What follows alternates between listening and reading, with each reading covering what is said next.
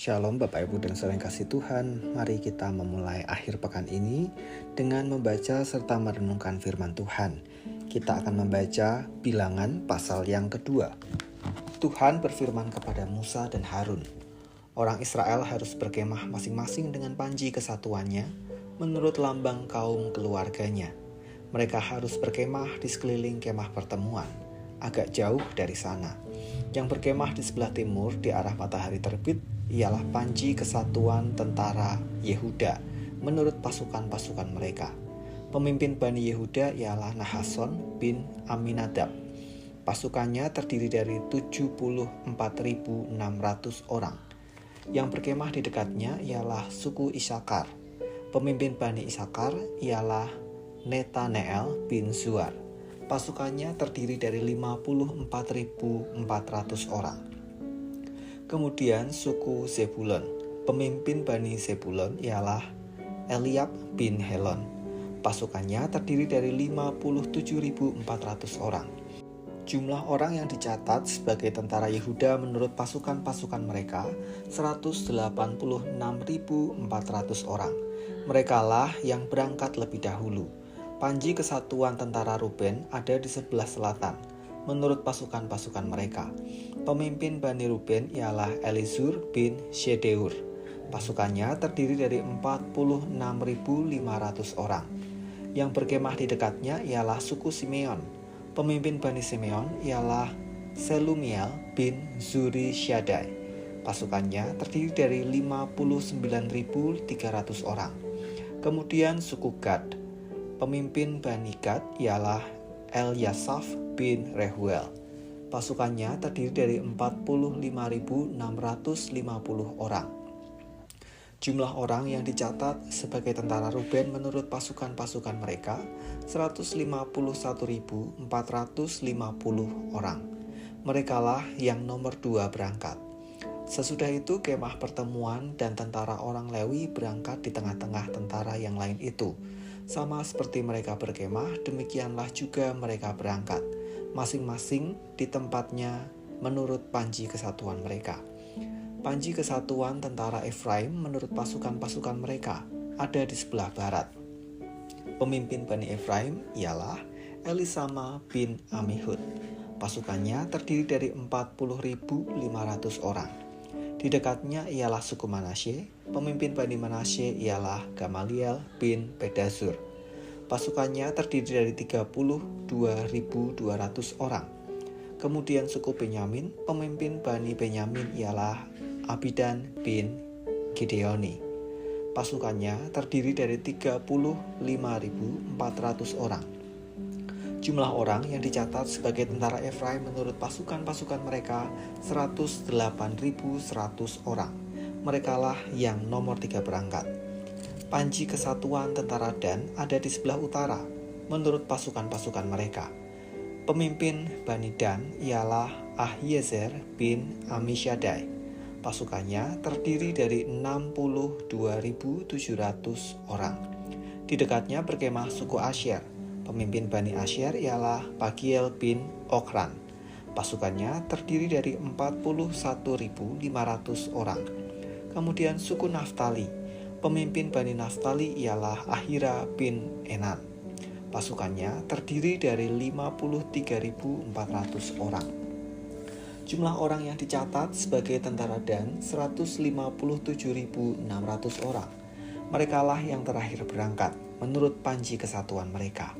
Itulah pencatatan orang Israel menurut kaum keluarga mereka.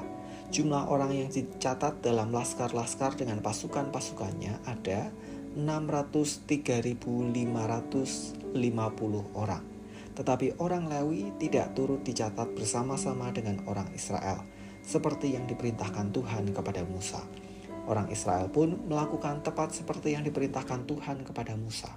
Demikianlah mereka berkemah menurut panji kesatuan mereka, dan demikianlah mereka berangkat masing-masing menurut kaumnya dan kaum keluarganya. Menyatu dengan keluarga, menyatu dalam persekutuan. Tuhan memerintahkan agar Israel berkemah dan berjalan menurut kaum keluarganya masing-masing. Mereka diatur sedemikian rupa dalam 4 sisi agar dapat dibedakan dengan suku yang lain. Namun demikian, posisi mereka berkemah diatur juga mengelilingi kemah suci. Itu berarti walaupun Tuhan menghendaki mereka menyatu dengan kaum keluarga, Tuhan juga mau mereka menyatu sebagai persekutuan umat Allah. Bapak Ibu dan saudara kasih Tuhan, dari sini kita bisa belajar bahwa kita di dalam keluarga masing-masing berisikan orang-orang atau pribadi-pribadi yang telah percaya kepada Tuhan. Maka keluarga harus kuat dan kompak.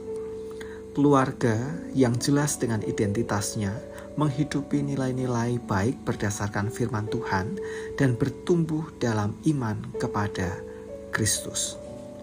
Namun demikian, ketika sudah melebur dalam persekutuan, Tuhan juga ingin mempersatukan kita sebagai umat-Nya.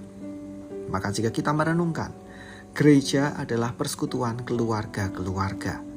Meskipun setiap keluarga memiliki perbedaan dengan keluarga yang lain, bukan berarti kita tidak perlu melebur dalam persekutuan. Kita perlu mengesampingkan hal-hal yang membuat persekutuan menjadi rusak dan mengupayakan agar persekutuan terjaga serta menjadi kesaksian di tengah kehidupan bersama, khususnya bagi orang-orang yang belum mengenal Tuhan. Jika kita dalam keluarga masing-masing mengupayakan hidup rukun, saling menguatkan, dan kompak satu sama lain, maka bawalah semangat yang sama sehingga membuahkan persekutuan yang saling peduli, saling menyatu, dan sama-sama mengutamakan kepentingan Tuhan, bukan justru membuahkan perpecahan oleh karena persaingan. Tuhan ingin kita hidup menyatu di tengah keluarga, namun juga belajar hidup menyatu dengan persekutuan. Mari kita berdoa. Kami bersyukur Tuhan, Engkau menganugerahkan keluarga bagi setiap kami. Kami bersyukur karena di tengah keluarga ini kami boleh bertumbuh dalam pengetahuan maupun dalam iman. Maka biarlah kami boleh menjaga hal-hal baik yang selama ini telah dibangun di dalam keluarga masing-masing, serta membawa semangat yang sama ketika Tuhan mempersekutukan kami di dalam gereja. Sehingga biarlah melalui gereja, melalui persekutuan, boleh menjadi sebuah kesaksian yang baik bagi setiap orang yang belum mengenal Tuhan, di mana kami mau hidup rukun di dalamnya, saling mengutamakan satu sama lain, bahkan saling melayani. Dengan demikian juga nama Tuhan yang akan dimuliakan.